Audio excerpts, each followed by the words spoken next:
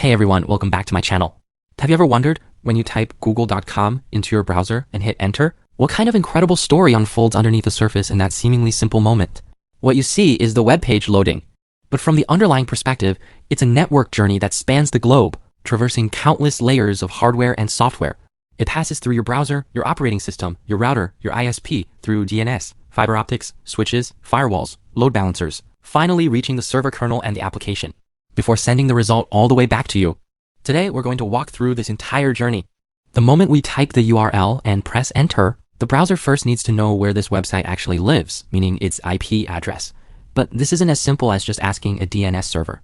It's a multi-level cache treasure hunt. Taking the Chrome browser as an example, it goes through the browser cache, the operating system cache, the router local network cache, and the ISPS recursive resolver. The browser quickly checks its own DNS cache. If a record exists in the cache and hasn't expired, the browser can return the result directly in less than 1 millisecond. If no matching record is found in the browser cache, the query proceeds to the operating system level. Operating systems have their own memory warehouse, maintaining their own DNS cache tables. They search carefully within this cache table to see if they can find a corresponding resolution result. If the OS cache doesn't have it either, the query request continues to propagate within the local network. Many home routers also have DNS caching functionality. If all the previous steps fail to find a match, the query request finally reaches the recursive resolver. The recursive resolver will complete the entire lookup process for you. It first asks a root server, where is the server for .com? Root servers don't store the IP addresses for specific domain names directly, but they do hold the addresses of the top-level domain servers. Guided by the root server's response, the recursive resolver then queries the TLD server, which is the authoritative DNS for google.com. The TLD server is responsible for managing all second-level domains under its specific TLD. It knows the address of the authoritative DNS server for google.com. With this information, the recursive resolver makes its final query to the authoritative DNS server for google.com to obtain the real IP address. So the core design principle here is the higher up the server hierarchy, the larger the cache, the longer the TTL, and the more stable it is. The entire system is a globally distributed cache network. Finally, you get an IP address, and the browser can proceed to the next step. With the IP address in hand, the browser needs to establish a TCP connection. You've definitely heard of the three-way handshake. That's what happens at this stage. The client takes the first step by sending a packet with the SYN flag set to the server. After sending the SYN packet, the client enters the SYN sent state, quietly waiting for the server's response.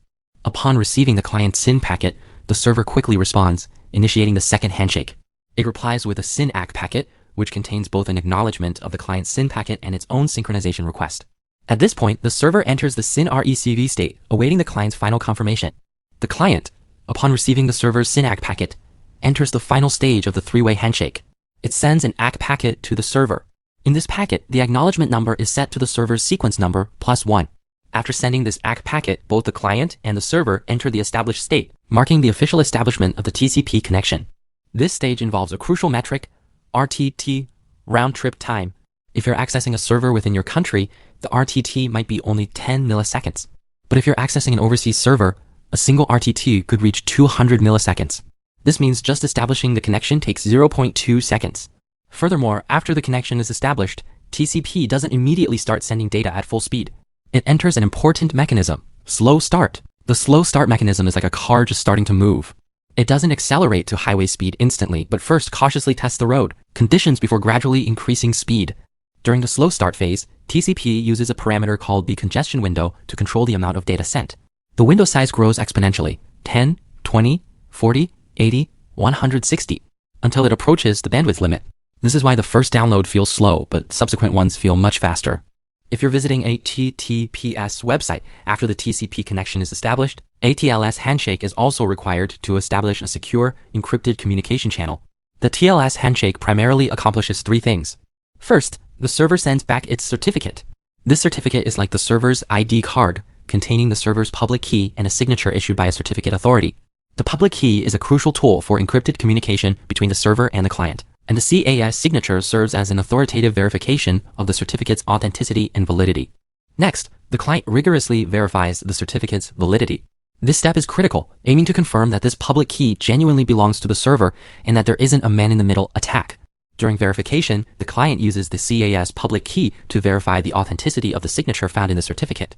Once confirmed as valid, the client and server use the previously exchanged random values and the pre-master secret to generate a master secret via specific algorithms. This master secret is then used to generate the session keys used for encrypting and decrypting the actual data. In all subsequent communication, both parties use this symmetric key to encrypt and decrypt data.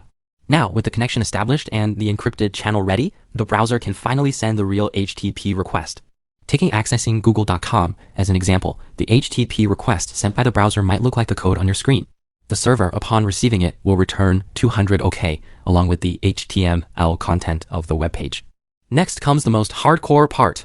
When your data packet arrives at the server undergoes a very complex underlying processing flow. The network interface card first writes the received data into a ring buffer in memory. This step is done via DMA, requiring no CPU involvement. Next, the Linux kernel takes over, peeling back the layers of the data packet one by one: Ethernet header, IP header, TCP header, checksum verification, and reassembling the TCP stream. Finally, it places the data into the corresponding socket's receive queue. High-performance servers like Nginx use the epoll mechanism to monitor thousands of sockets. Once data arrives, the kernel notifies the user space program via epoll. This is the operating system level event loop, the cornerstone of high concurrency. But for top-tier tech companies, this isn't enough.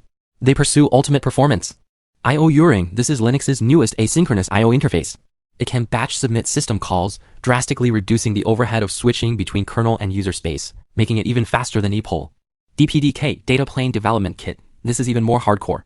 It completely bypasses the Linux kernel network stack, allowing user space programs to read data directly from the network card.